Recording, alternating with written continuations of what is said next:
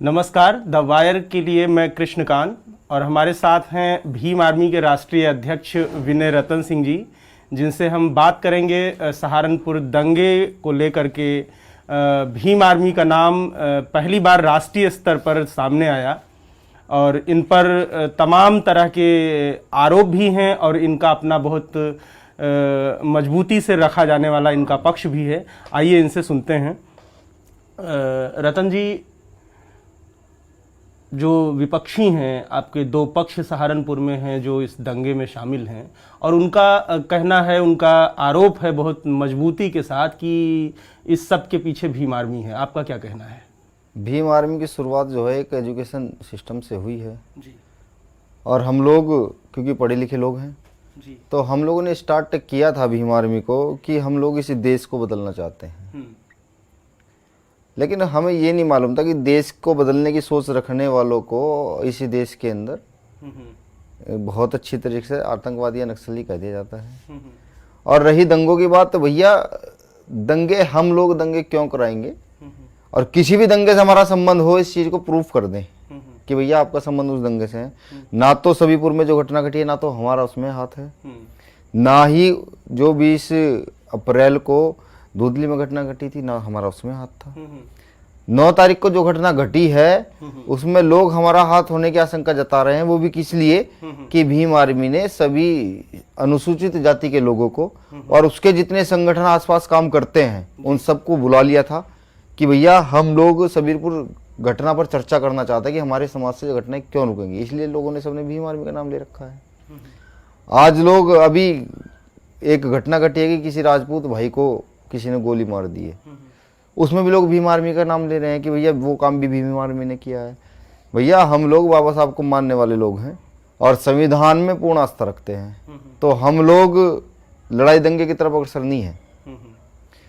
और उनसे भी निवेदन है जो इस प्रकार के लांछर हम लोगों पर लगा रहे हैं कि भैया मान जाए, वरना हम लोग फिर संवैधानिक तरीके से आप लोगों पर भी कार्रवाई करना जानते हैं। अच्छा, गांव में जो घटना घटी थी वो बाबा साहब की मूर्ति को लेकर के वो विवाद शुरू हुआ था, तो इसमें राजनीतिक लोगों की और भीम आर्मी जो दूसरा संगठन है जो आप कह रहे हैं दलितों की शिक्षा के लिए बना, उनको जागरूक करने के लिए बना, तो ये बाहरी लोगों का प्रवेश इसमें कैसे हुआ, इस बारे में हमें बताएं। मुझे तो लगता है कि ये सब कुछ प्लांट था, क्योंकि जब सड़क धुंधली में ये विवाद हुआ और एक वीडियो में भीड़ को दिखा करके हमसे कहा गया कि भैया मेरे भीम सैनिकों, मेरे भाइयों, आज आपके भाइयों को आपकी जरूरत है, सड़क धुंधली में हमारे बाबा साहब की जयंती को निकालने नहीं दिया जा रहा है।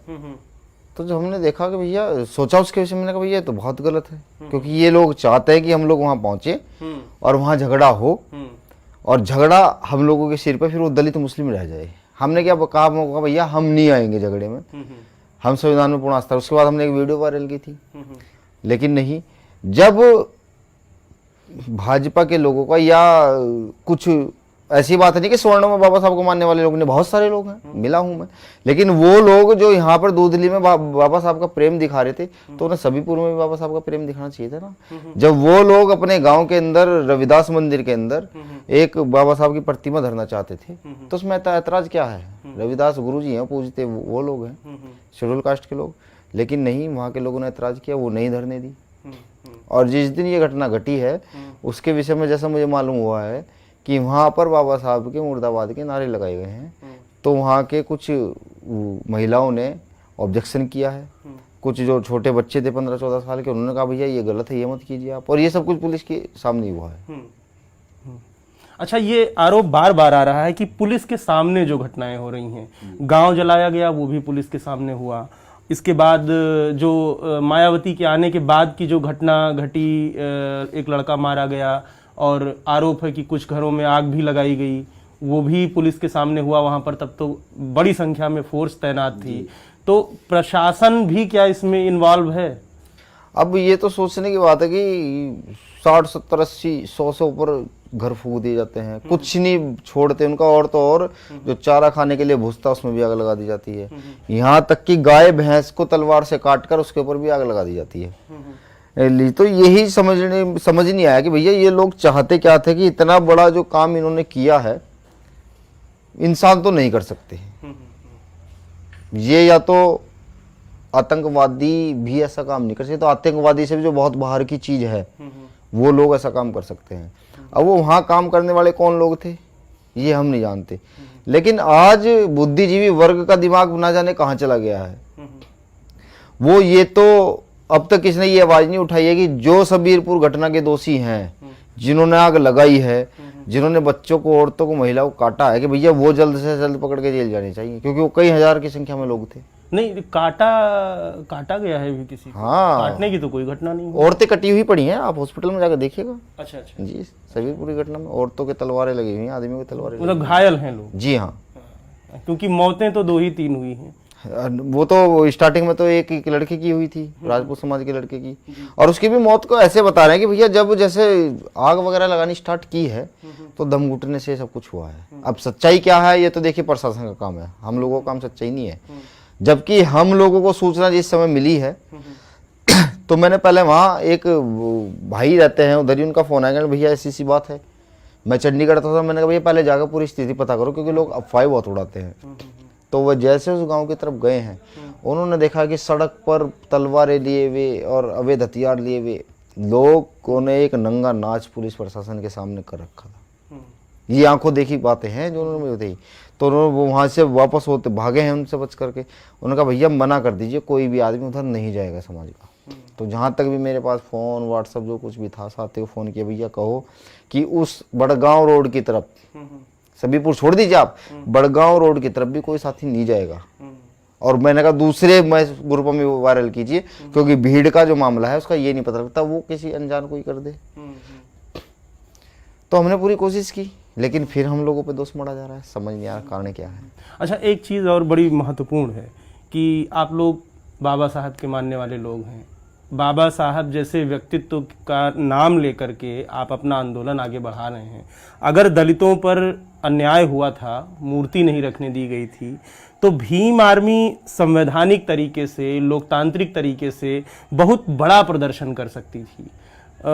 पंचायत बुलाने या इस तरह से जो डीजे रोक करके और उपद्रव हो सके इसकी संभावना उत्पन्न की गई, तो क्या ये भीम आर्मी की चूक नहीं है? एक्चुअल में क्या है कि जब ये सारी जो चूक हुई है या नहीं हुई है मुझे नहीं मालूम, उसमें भीम आर्मी का इन्वॉल्वमेंट होता तो भीम आर्मी ऐसा कुछ करती जैसा आप बता रहे हैं। लेकिन वहाँ की जो सूचनाएं हैं, गेहूं उस समय कट रहे थे, सब लोग बाहर थे, पुलिस के साथ साथ उन गलियों से दो या 3 बार राउंड लगे हैं, और राउंड लगने के बाद पुलिस के सामने बाबा साहब मुर्दाबाद के नारे लगे हैं। तब जा करके ये वहां पर झगड़ा हुआ है उन लोगों, पहले उन लोगों में आपस में मारपीट हो चुकी थी 1-2 बार, जैसे वो लोग बता रहे हैं। ये पत्थरबाजी और ये जो लड़का मरा है, ये सब घटनाएं बाद की हैं, जब वो ज्यादा लोग चढ़ करके आए, जब वहां की औरतों ने और बच्चों ने पत्थर वगैरह फेंक करके अपनी जान बचाई। और फिर जब तीसरी बार वो लोग आए हैं, फिर तो तहस नहस ही हुआ है। और भीम आर्मी ने जो पंचायत रखी थी, अगर भीम आर्मी के लोग झगड़ा चाहते तो झगड़ा होता 6 तारीख में, क्योंकि 5 तारीख की घटना के बाद हमने सभी लोगों को 6 तारीख को बुलाया सहारनपुर, कि भैया सहारनपुर रविदास छात्रावास में आप सब इकट्ठे हों, वहीं बैठकर बात होगी। तो कम से कम 4 से 5 हजार युवा पहुंचे थे, पूरे आक्रोशित, मतलब कि हर काम करने के लिए तैयार, पूरे क्रोध में। तो जैसे ही वहाँ आए हैं, बातचीत हुई है, तो युवा कह रहे थे नहीं भैया जो कुछ होगा आज ही होगा। मतलब मैं तो नहीं था, चंद्रशेखर एडवोकेट जी वहाँ, कहा नहीं, हम इस लड़ाई को संवैधानिक तरीके से लड़कर और उन लोगों को जिन्होंने किया है उन्हें जेल भिजवाकर और अपने समाज के लोगों को मुआवजा वगैरह जो भी सुविधाएं हैं वो दिलवाकर जब चैन से बैठेंगे। DSDM को ज्ञापन दिया है वहीं पर बुला करके, 2 दिन का समय भी मांगा है उनसे, और उन्हें बता भी दिया था कि 9 तारीख में हम लोग पंचायत बुलाएंगे समाज की। उसके बाद 2 बार परमिशन लेकर के भेजा है अधिकारियों के पास, अधिकारियों ने परमिशन नहीं करी पंचायत जी।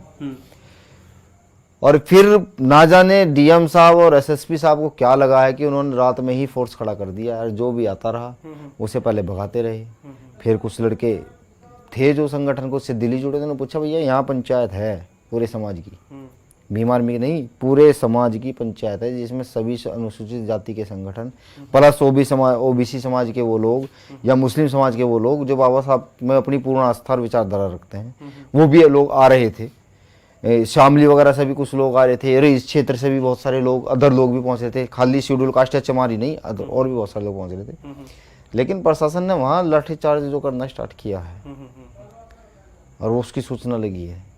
अच्छा, प्रशासन वहाँ लगातार मौजूद भी है, प्रशासन आप बता रहे हैं लाठी भी चार्ज कर रहा है, कंपनियां भी आ रही हैं सुरक्षा बलों की, इसके बावजूद 25 दिन से ऊपर हो गया, तनाव चल रहा है, बीच बीच में दंगा हो जा रहा है, तो क्या प्रशासन अब सहारनपुर में काम नहीं करता?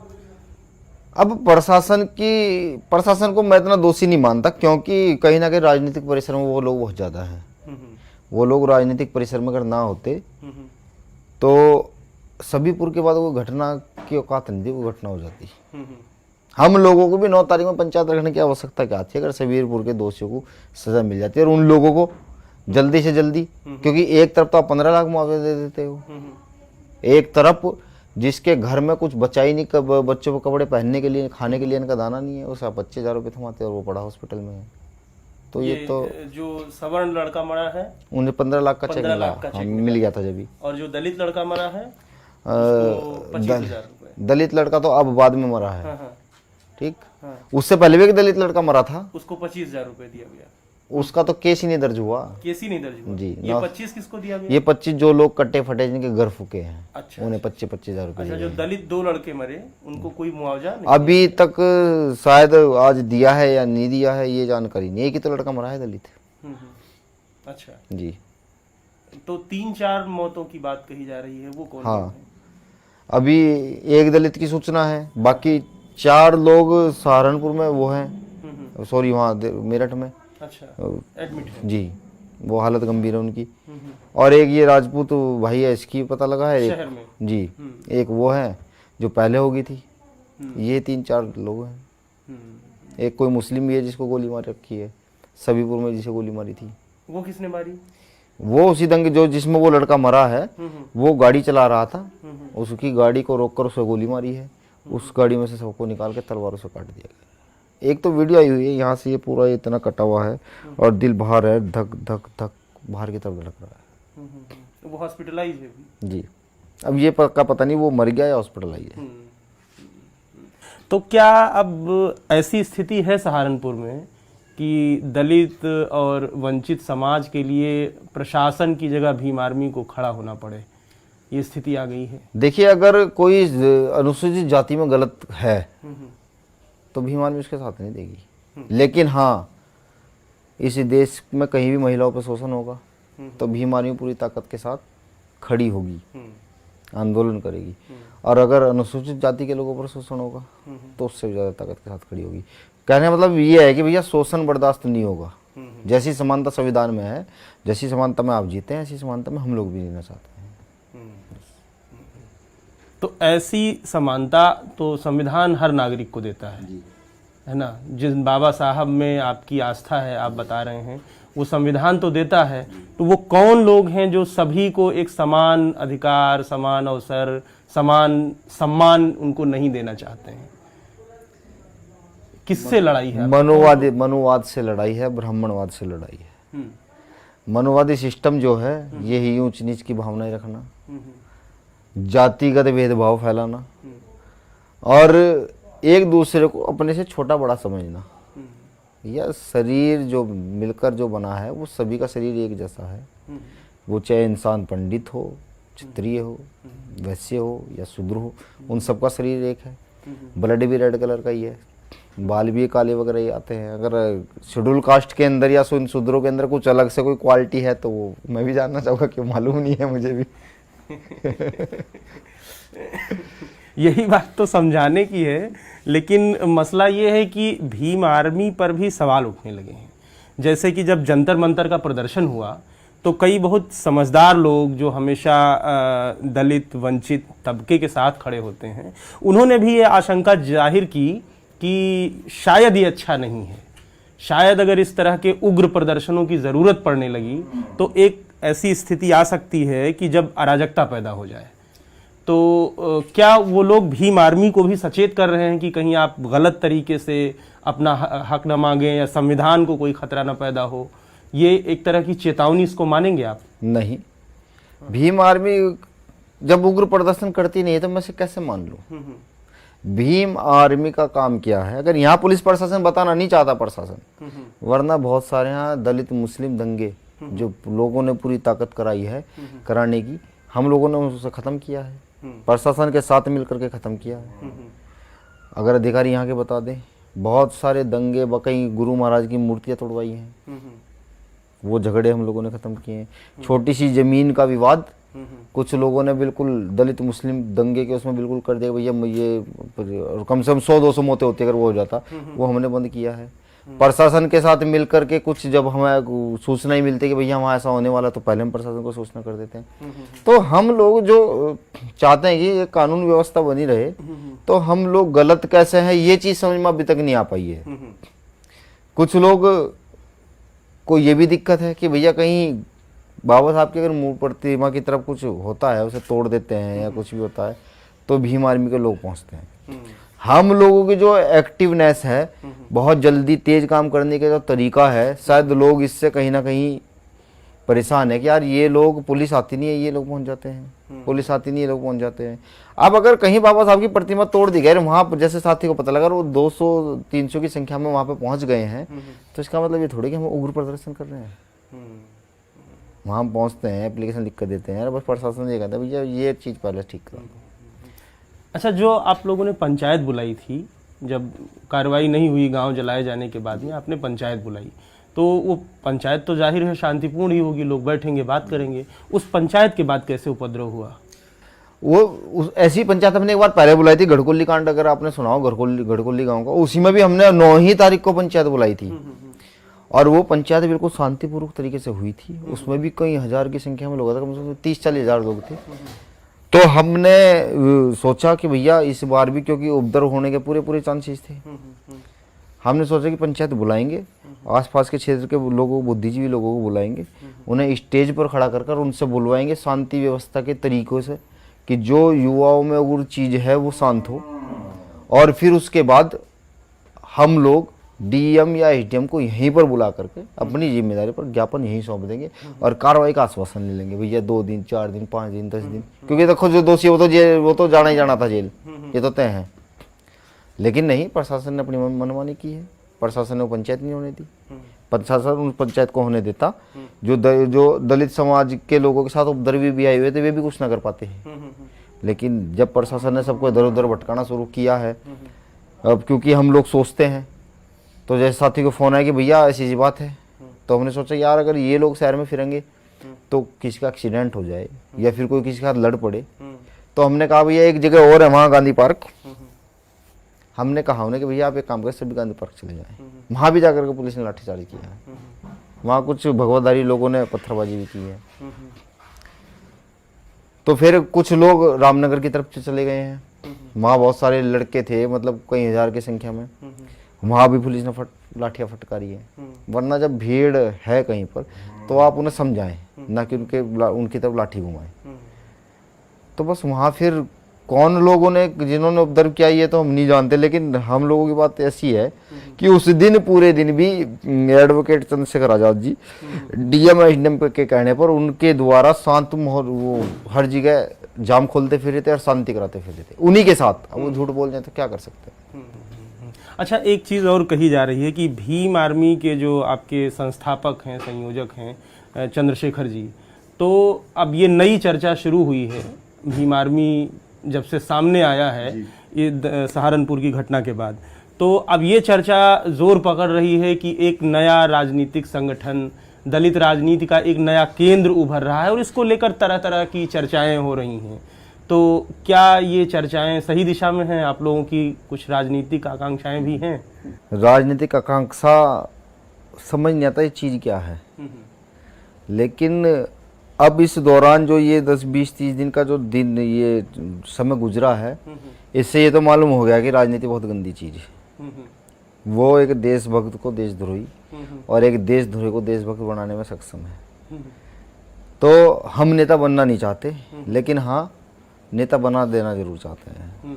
कैसे कि भैया परिवर्तन प्रकृति का नियम है, और हम भी ये चाहते हैं कि अगर आज नेता आप हैं और कल आप काम नहीं करते तो फिर परसों नेता दूसरा होगा, तरसों तीसरा होगा।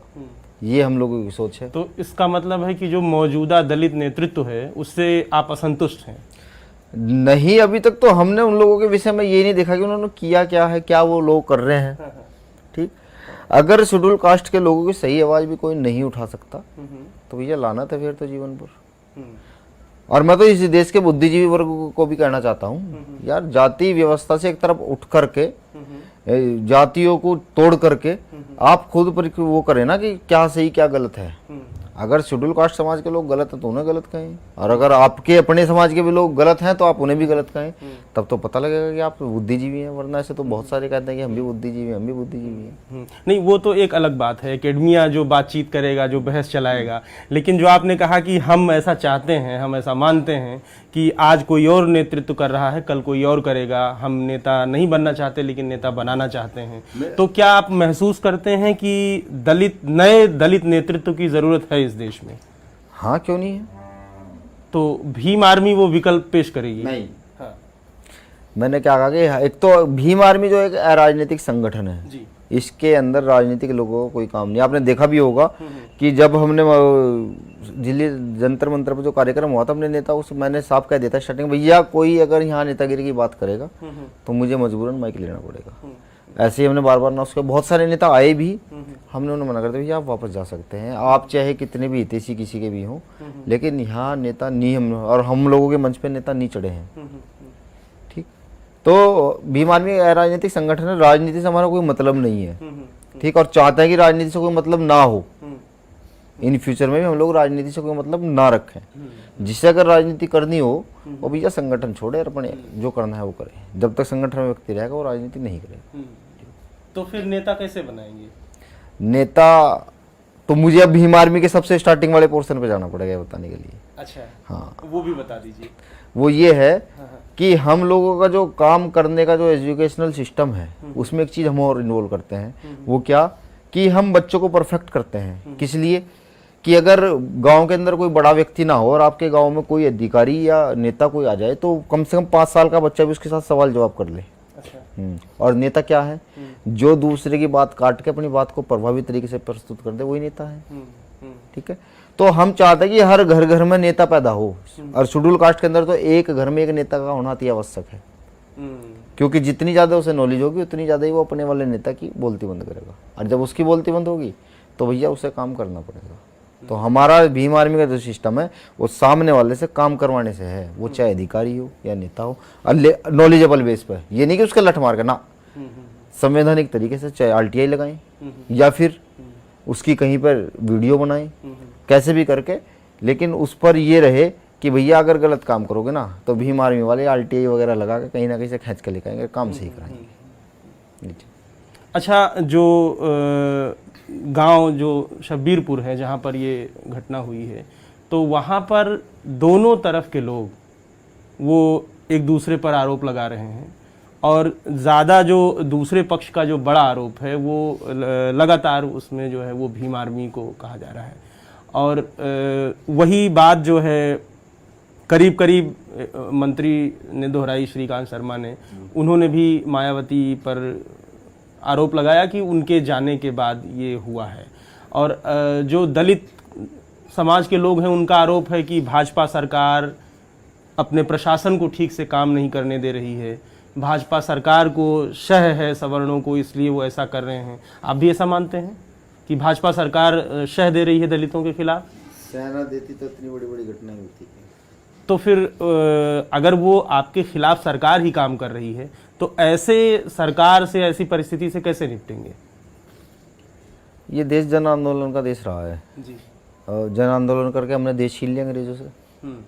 तो जब सारे हथियार गिर जाएंगे तो भैया वही एक हथियार है, यहाँ की जेलें, यहाँ के हॉस्पिटल, यहाँ के जितने सरकारी दफ्तर हैं वो हम लोग अपनी अरेस्टिंग करवा के भर देंगे, यहाँ से यूपी तक, यूपी से दिल्ली तक, हर प्रत्येक जगह हम यही काम करेंगे। क्योंकि देखो जब बाहर रह करके भी हमें कोई लाभ नहीं है, किसी प्रकार का इंसाफ ही नहीं, तो जेल में भैया अपना जितने सारे दफ्तर है सबको जेल में तब्दील करें, हमें बंद रखें, रोटी की व्यवस्था कर दें, यही सबसे तरीका है। वो लठ चलाने वाला काम हम लोगों के बस का नहीं है। आप मतलब गांधी की तरह आंदोलन चलाएंगे, सत्याग्रह करेंगे, जेल भरो आंदोलन? गांधी की तरह तो मैं नहीं कह सकता, लेकिन हाँ ये जरूर है कि अगर हम जन आंदोलन पर उतरे तो वो आंदोलन विश्व का सबसे बड़ा और सबसे ज्यादा लोगों का आंदोलन होगा। ठीक, और मैं तो शायद जेल भरने की तो मैं व्यवस्था कर चुका हूँ, क्योंकि अगर अभी भी जिन लोगों से मैं आज मिलकर आया हूँ जेल में, ये देखिए मोहर लगी हुई है, जेल में मैं गया था तो वहाँ सारे के सारे निर्दोष लड़के पकड़े हुए हैं। बच्चे कह रहे थे भैया, एक लड़का के छोटे छोटे बच्चे हैं, वो जैसे मैं गया तो उसके आंखों में आंसू थे। मैंने कहा भाई क्या बात, कहने लगा भैया बच्चों के कपड़े लेने के लिए सहारनपुर गया था और वहीं से उठा लिया मुझे, और यहाँ हूँ 10 दिन से। बच्चों की क्या हालत है मुझे नहीं मालूम। कितने लोग बंद हैं जेल में? वहाँ 30-32 लोग बंद हैं। 30-32 लोग। दूसरी तरफ से उनकी तरफ से नहीं नॉलेज है इतनी कितने हैं, लेकिन वहाँ भी सभीपुर कांड में अब तो आई शायद 25 की गिरफ्तारी की है उन्होंने। 25 की जी, और अभी भी झूठे मुकदमे बच्चों को लगाने पे लगे हुए हैं। लोगों के घर जाकर भीम आर्मी पाठशालाएं वो करवा दी हैं, वो लिखा हुआ था ना, तो साफ करा दी गई हैं गांव-गांव से। और जो टीचर्स वहाँ पढ़ाते थे उनके नाम कलेक्ट कर किए हैं। अब जहाँ से कोई मिलता है छुड़ाते हैं। गुमशुदा में न वो क्या नाम, उसमें अज्ञात में रिपोर्ट दर्ज है, ठाके मुकदमे। अच्छा, इस पूरे आंदोलन में जो आप लोग चला रहे हैं, दलित समुदाय का, दलित समाज का हक दिलाना चाह रहे हैं आप, लेकिन जो पार्टियां हैं, जो दलितों के लिए ही बनी पार्टियां हैं, या जो विपक्ष की पार्टियां हैं जो सरकार पर सवाल कर सकें, आप किसी की मदद नहीं ले रहे हैं, ऐसा क्यों? जबकि एक राजनीतिक मांग है कि सबको समानता दी जाए, सबको सुरक्षा दी जाए, लेकिन आप किसी राजनीतिक दल को साथ नहीं ले रहे हैं। अच्छा, मदद अच्छे काम के लिए तो लोगों को खुदा करना चाहिए। क्या आपको नहीं लगता कि भैया समानता सबको मिलनी चाहिए, एक अच्छा काम है, सबको इक्विवेलेंट होना चाहिए, एक अच्छा काम है। तो खुद लोग क्या नेता इतने बेशर्म हो गए कि जो खुद ये नहीं कह सकते भैया ये सही क्या गलत है। कहीं घर जलते हैं या किसी का बच्चा मर जाता है तो उसके विषय में यार कुछ तो बोलो, या आप सिर्फ एक ही तरफ का पक्ष कर लोगे। अगर आप पूरा दलित का पक्ष कर लोगे तो सोने नाराज हो जाएंगे। भैया उसे तोल लो, मोल लो, जान लो क्या है, जो सत्य है वो आप बोल दें। मैं मीडिया से भी कहता हूँ भैया जो सच है वो बोले आप, भेदभाव ना करें, लेकिन मीडिया के लोग भेदभाव करने क्या कहाँ जाए, क्या करें। अच्छा, मीडिया में अलग अलग तरह की चर्चा है। कुछ लोग कह रहे हैं कि भीम आर्मी को बहुजन समाज पार्टी का सपोर्ट है, कुछ लोग कह रहे हैं नहीं, उनका आपस में ही कन्फ्रंटेशन है, एक नया नेतृत्व उभरेगा तो मायावती जी को ये नहीं बर्दाश्त होगा क्योंकि वो दूसरा कोई नेतृत्व नहीं बर्दाश्त करती। तो क्या सच्चाई क्या है? आप लोगों का कोई ताल्लुक है या नहीं है, या विरोध है, क्या स्थिति? हम मान्यवर काशीराम साहब को मानने वाले लोग हैं जी, और मेरा जो पर्सनल मत है वो बहन जी का है, क्योंकि मान्यवर काशीराम साहब ने पार्टी बनाई थी एक मूवमेंट के लिए जी। और मत देने का अधिकार सबका अपना अपना है, कौन किसे मत देता है वो उसका अपना अधिकार है। लेकिन मेरा वो मत आज तक जो है वो मान्यवर काशीराम साहब ने जो कहा है हम लोगों को, मैंने उस हिसाब से दिया है जी। आगे का मालूम नहीं, अब वो अपना अधिकार है, और पार्टी से हमारा कोई संबंध नहीं है। और अगर हम ये भी कहते रहे कि भैया काशीराम साहब के मानते हुए हम काशीराम साहब को मानते हैं, पार्टी से हमारा संबंध है, तो भी क्या फर्क पड़ना है। पार्टी ने तो साहब कहते हैं हमारे लोग हैं ही नहीं। हम चाहे कितने भी हम चाहे कितने भी समर्पित हों, जब उन्होंने मना कर दिया तो अब राजनीतिक दर ये कि वो पार्टी लोग हमारा खर्चा उठा रहे हैं, तो भैया हमारे साथ वो बच्चे आज दिन में आप लेट आए, थोड़ा सा मैं दिखाता कि उनके घर पर छत नहीं है, लेकिन जब भीम आर्मी का नाम आता है, हमारी सुरक्षा नाम आता है, तो वो सबसे पहले हमारे सामने खड़े होते हैं, भैया पहले आपको नहीं हमें होगा। तो ये लोग हम सब जमीन पर घूम घूम करके लोगों को जागरूक किया है, और उन्हीं से 10 रुपये तेल लेकर के मेरे पास बाइक है एक जो ससुराल से मिली हुई है, और मैं और चंद्रशेखर भाई ने इसी बाइक पर ये भीम आर्मी की टीम खड़ी की है। तो अब आप समझ सकते हैं कि पार्टी कितना सपोर्ट, पार्टी का अगर हाँ किसी का सपोर्ट मिलता तो जाहिर सी बात है कार खड़ी हुई होती, एक गनर भी मेरे साथ होता, और आज जो सब मैंने भोजन आपको कराया कि तो ऐसा ना कराता, कुछ उसमें अलग स्टैंडर्ड होता। ठीक है, तो वहीं से पता लग जाता है भैया फाइनेंशियली हम लोग वाकई बहुत ज़्यादा कमज़ोर हैं, और फाइनेंशियली अगर हम मजबूत होते तो भीम आर्मी पाठशाला जो है ना, अब तक हम उसे एक नया रूप दे चुके होते, शायद हम उसे स्कूल या कॉलेजों में तब्दील कर चुके होते, जो उसका रिजल्ट आ रहे हैं। अच्छा, तो पार्टी में या काशीराम बाबा साहब उस पूरी परंपरा में आपकी आस्था है, लेकिन पार्टी से आपका कोई ताल्लुक नहीं है? बस पर्सनल मेरा वोट पार्टी का है, बस अगर कोई ये कहे कि भैया कि मुझे भाजपा ने बसपा ने वो कर रखा है कि बसपा के हम लोग हैं या बसपा को फंडिंग करिए, तो ये सब गलत चर्चाएं हैं। ठीक, बसपा के लोग तो मुझे ऐसा लगता है कि हम उनके लिए कांटे हैं, कि वो अगर हमारी तरफ आएंगे तो हम फिर भी चुभेंगे, और वो उधर की तरफ भागेंगे तो हम फिर भी चुभेंगे। तो वो हम लोगों को इसलिए छिटका देना चाहते हैं। चलिए जो भी ठीक है, वो उनकी इच्छा पर डिपेंड करता है क्या करना चाहते हैं। अच्छा, ये चीज़ देखने में आई है कि जैसे एक बार इलाहाबाद विश्वविद्यालय में बसपा की छात्र इकाई के नाम पर एक लड़का चुनाव जीता। अच्छा।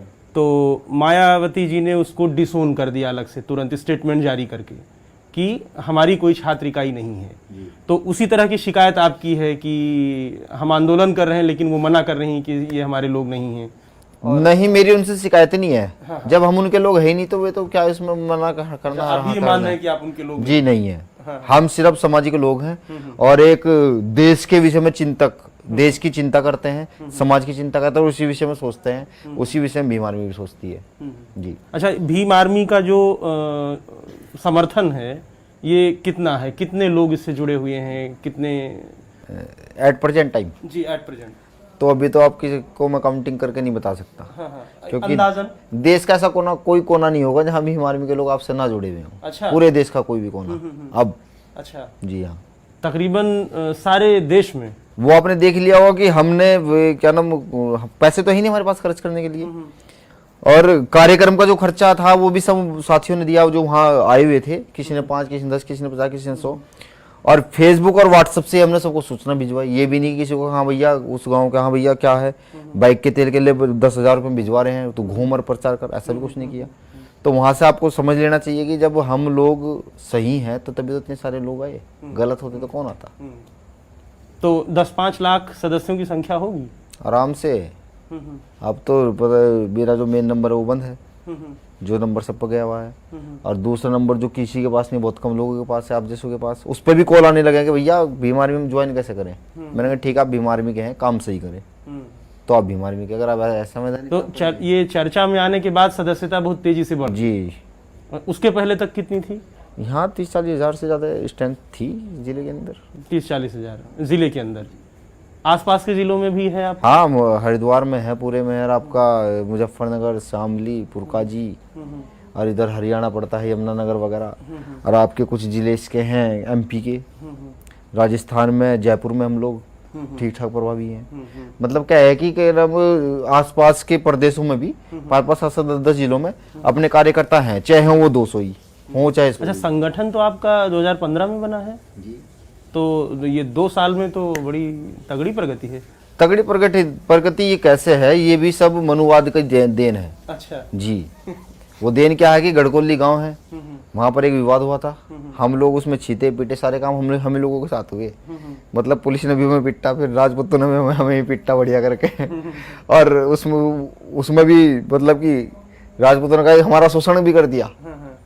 तो उस वहाँ से चर्चाएं अपने आप उन्होंने हमारी पब्लिसिटी करी, दूर दूर तक नाम चला गया। अब लोग जुड़ने स्टार्ट हो गए, भैया क्या है भीम आर्मी।